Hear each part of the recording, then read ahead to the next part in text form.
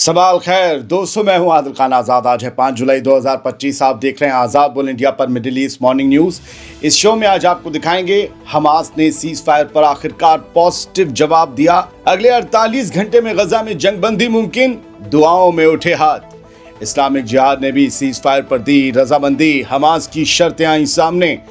Israel ने भी की तस्दीक, हमास का ऑफिशियल जवाब हुआ रिसीव, जल्द शुरू हो सकती है बातचीत। हिजबुल्लाह के चीफ नईम कासिम का ऐलान, लेबनान की हिफाजत के लिए हमें किसी की इजाजत की जरूरत नहीं, हमले नहीं रुके तो जारी रहेगी जंग। ईरान ने की गजा पर हमलों की मजम्मत, चीफ ऑफ स्टाफ मुसावी बोले ईरान पर दोबारा हमला इसराइल को पड़ेगा बहुत महंगा।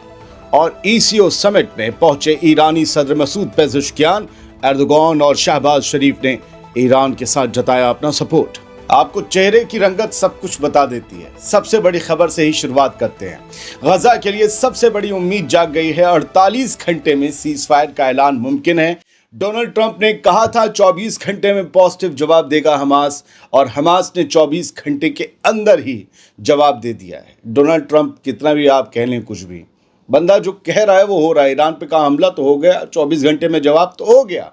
अल जजीरा के मुताबिक हमास ने ऐलान किया है कि उसने सीज फायर प्रपोजल पर अपना ऑफिशियल जवाब मीडिएटर्स को भेज दिया है और जवाब पॉजिटिव है।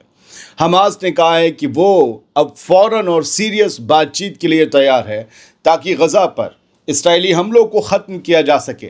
इसी के साथ हमास की साथी तंजीम इस्लामिक जिहाद ने भी सीज फायर पर बातचीत को सपोर्ट किया है, लेकिन साफ किया है कि उसे ये ठोस गारंटी चाहिए कि इसराइल दोबारा हमला नहीं करेगा। इस्लामिक जिहाद ने कहा कि हमने हमास को इस मीडिएशन फ्रेमवर्क पर कुछ डिटेल्ड पॉइंट दिए हैं और हम चाहते हैं कि इस बात की गारंटी हो कि जब यरगमालियों यानी कि होस्टेजेस को रिहा किया जाए तो इसके बाद फिर इसराइल दोबारा हमला ना करे। ऐसा ना हो कि आपने होस्टेजेस ले लिया और फिर से जंग शुरू कर दे। हमास ने पॉजिटिव जवाब दिया है। आप हर अखबार उठाइए, पॉजिटिव जवाब दिया है। और हमास ने कहा है चलो इसराइल से इमीडिएट बातचीत शुरू करते। इमीडिएटली, यस, इमीडिएट नाम का लफ्ज़ और पॉजिटिव नाम का लफ्ज़ गूंज रहा है पूरी दुनिया में। यानी अगर सब कुछ प्लान के मुताबिक चला तो अगले 48 घंटे में गजा के ज़ख्मों पर मरहम लग सकता है। बस डोनाल्ड ट्रंप जैसा शख्स अपनी बात पर कायम रहे। जैसे ईरान पर हमला करने को कहा उसने कर दिया। जो मैंने कहा कि 24 घंटे में कहा हमास जवाब देगा, दे दिया। अब वो बंदा कह रहा है कि अगर हमास ने ये कहा था, उसने डोनाल्ड ट्रंप ने, कि अगर हमास ने ये बात मान ली और सीज़फायर प्लान मान लिया तो मैं एक मुकम्मल जंगबंदी की बातचीत जारी रखने की गारंटी दूंगा। अब इस गारंटी पे डोनाल्ड ट्रंप, अगर बंदा ये कायम रहा तो जाहिर सी बात है फिर इसको लेकर एक लोगों की सोच बदल जाएगी। दूसरी बात यह है कि क्या नेतन्याहू कायम रहेगा, ये एक बड़ा सवाल है। अब देखिए कि अल-मायदीन और द टाइम्स ऑफ इसराइल ने इस खबर को कैसे लिखा है और क्या एडिशनल जानकारी मुहैया करवाई है। मैं आपको बता रहा हूँ कि इसमें कुछ नई चीज़ें आपको मिलने जा रही हैं। लिखा गया है कि हमास तैयार है गजा में जंग रोकने के लिए और इसराइल से उसकी बातचीत कभी भी शुरू हो सकती है। गजा पर इसराइल की ताज़ा हमले में 50 से ज़्यादा लोगों की जान चली गई, लेकिन अब एक बड़ी उम्मीद सामने आई है। हमास ने बताया है कि वो जंग रोकने की तजवीज़ पर बातचीत शुरू करने के लिए तैयार है। हमास ने खुद कहा है यस वी आर रेडी, लेकिन उसने ये भी कहा है कि अगर 60 दिन की दरमियानी जंगबंदी के दौरान कोई पक्का समझौता ना हुआ तो उसे कुछ ज़रूरी ज़मानत चाहिए होगी। ये ऐलान ऐसे वक्त में आया है जब इस पीर को इस्राएली वज़ीर आज़म नेतन्याहू अमेरिका के दौरे पर पहुंचने वाला है, जहां प्रेसिडेंट डोनाल्ड ट्रंप से उसकी मुलाकात होगी और शायद उसी मुलाकात के दौरान प्रेस के सामने, दुनिया भर की प्रेस के सामने, एक मेले के सामने गजा में सीज फायर का ऐलान हो जाए। नेतन्याहू का यूं ही अमेरिका बार बार विजिट करना, इस बार जाना कुछ अलग हो सकता है। क्या है ये सीज फायर की नई तजवीज़, क्या है नए प्रपोजल में, ज़रा जान लीजिए। पहले दिन 8 जिंदा होस्टेजेस की रिहाई होगी। 50वें और 60वें दिन इस सीज फायर की, इस जंगबंदी के 2 महीने का तो बता रहे हैं ना अभी ट्रूस जो होगा, तो 50वें और 60वें दिन पर इसराइल होस्टेजेस को और ज़्यादा इसराइली होस्टेजेस को छोड़ा जाएगा। साथ ही 18 होस्टेजेस की लाशें वापस दी जाएंगी। अच्छा, कोई सेरेमनी नहीं होगी, कोई स्टेज नहीं सजेगा। इसके जवाब में इसराइल अपनी फौजें गजा के कुछ हिस्से से पीछे हटाएगा और ये सब कुछ होगा UN और रेड क्रिसेंट की निगरानी में। सरहद के नक्शे पर, यह सबसे बड़ा अहम पॉइंट है, सरहद के नक्शे पर काम शुरू होगा और इंसानी मदद बिना रुकावट गजा में पहुंचाई जाएगी। اب سوال یہ ہے کہ اس کے آگے کیا ہوگا. یہ تو ہو رہا ہے جی سیز فائر کے دوران، اس کے آگے کیا ہوگا؟ 2 مہینے کی ٹروس ہے. پہلے ہی دن سے باقی قیدیوں کی رہائی کے لیے بات چیت شروع ہو جائے گی. ٹھیک ہے، یہ شروعات کی بات ہو گئی. ہمیشہ کے لیے جنگ ختم کرنے پر بات ہوگی، پرماننٹ سیز فائر یا پرماننٹ اینڈ آف دی وار.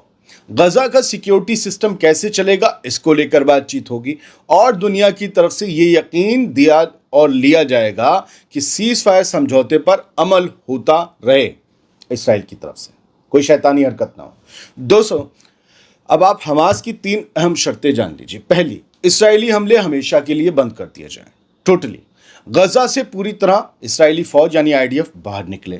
تیسری، انسانی مدد میں کوئی رکاوٹ نہ ہو اور وہ مدد بنا روک ٹوک جاری رہے. حماس نے صاف کہا ہے کہ اگر ان 3 باتوں پر یقین نہ ملا، گارنٹی نہ ملی، تو نہ ظلم رکے گا اسرائیل کی طرف سے اور نہ ظلم کا بدلہ لینا ہماری طرف سے رکے گا. اب سب کی نگاہ اور سب کی نظر اس بات پر ہے، کیا بینجامن نیتنیاہو نام کا شخص ڈونلڈ ٹرمپ کی اس تجویز کو مانے گا؟ کیا 21 مہینے سے سلگتا غزہ اب کچھ راحت پا سکے گا؟ چلیے، ہم اور آپ تو کچھ اچھے کی امید آج کر سکتے ہیں کہ ایسا کچھ اچھا ہو جائے.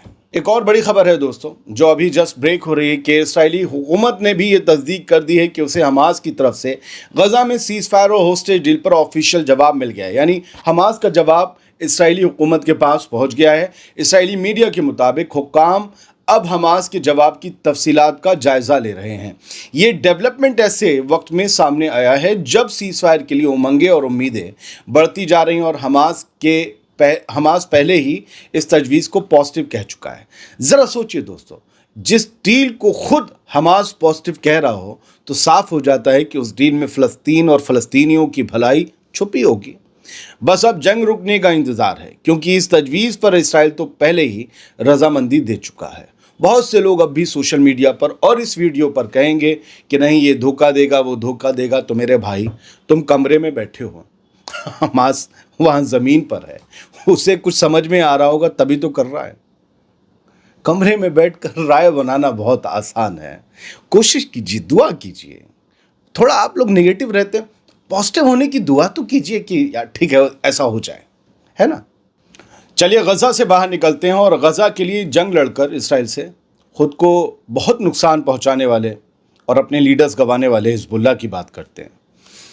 ہم دشمن سے لڑنے کے لیے کسی کی اجازت کے محتاج نہیں ہیں، یہ حزب اللہ کے چیف کا نیا بیان ہے.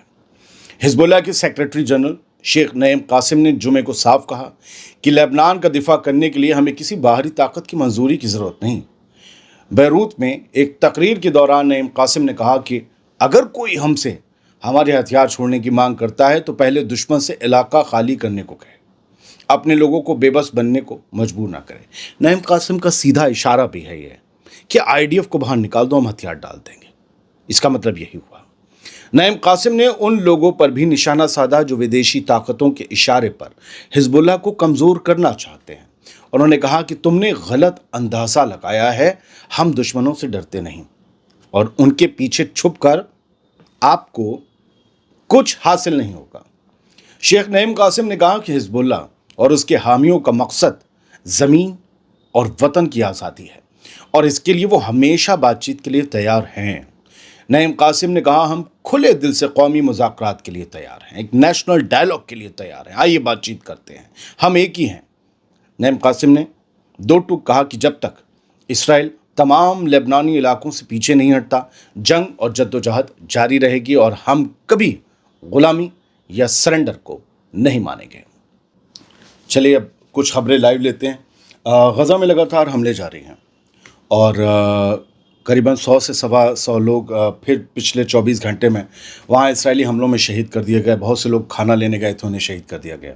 کل رات کے شو میں ہم نے آپ کو بتایا تھا، سعودی عرب نے، UAE نے، سب نے مذمت کی ہے غزہ کے اور ویسٹ بینک کے حالات کو لے کر اسرائیل کی. اب ایران نے بھی مذمت کی ہے.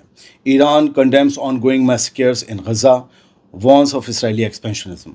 ان دونوں مسئلوں کی ایران نے بھی مذمت کی ہے کہ جو لگاتار آن گوئنگ میسیکرز ہیں، جو قتل و غارت اور قتل عام غزہ میں مچا ہے، اس کی بھی ایران نے مذمت کی ہے سخت لفظوں میں.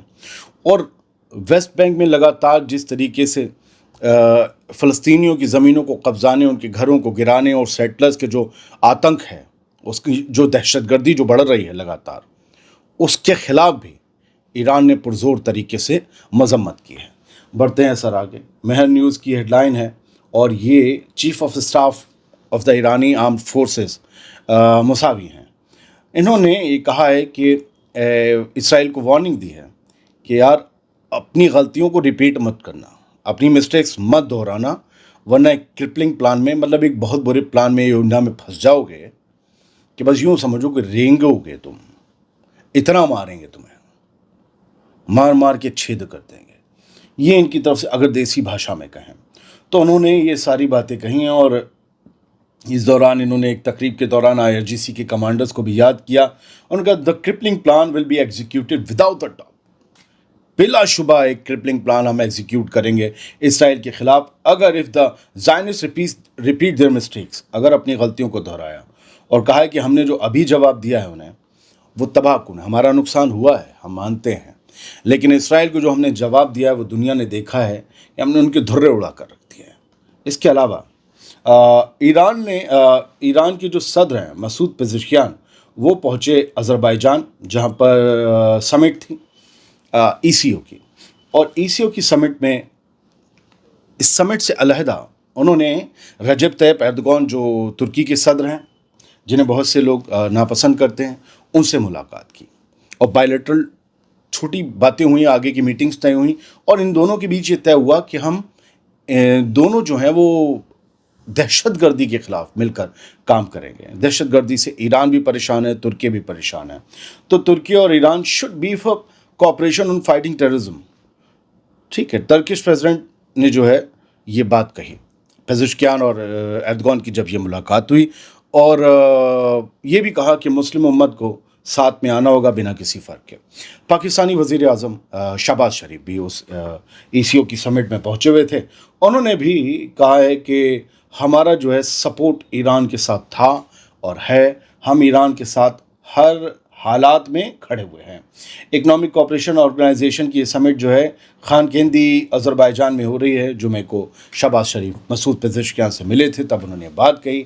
देखिए, लोग कहेंगे सपोर्ट में आए, ईरान पर हमला हुआ, कुछ नहीं। देखो, सपोर्ट का मतलब ये होता है कि अपोज नहीं करेंगे, मतलब कि तुम पर कोई हमला होगा तो हम उसमें साथ नहीं देंगे। ये नहीं होता कि हम तुम्हारे साथ जंग में कूद जाएंगे। सपोर्ट, अलाइज, हेल्प, इनमें सब में फ़र्क होता है, समझ रहे हैं। बहुत बहुत शुक्रिया, सलामत रहिए, खुश रहिए।